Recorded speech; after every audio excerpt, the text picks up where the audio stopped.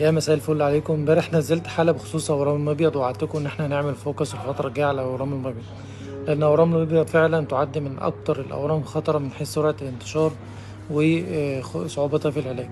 علشان كده مهم جدا نعرف ازاي نشخص اورام المبيض بدري جدا، وازاي نفرق بين الورم الحميد والورم الخبيث.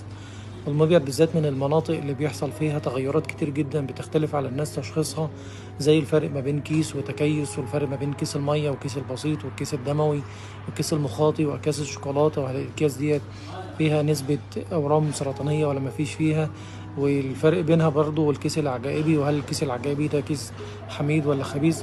كل دي حاجات وتفصيلات مهم جدا نفهمها، ونعرف امتى نقلق وامتى ما نقلقش، وامتى نحتاج تدخل جراحي وامتى ما نحتاجش، علشان ما يحصلش اي تدخل غلط يضر خصوبة السيدة، لان المبيض ده هو عضو الخصوبة والانوثة عند كل سيدة. فمهم جدا نحدد امتى نتدخل وامتى ما نتدخلش، وامتى نقلق وامتى ما نقلقش قبل ما نعمل اي خطوة.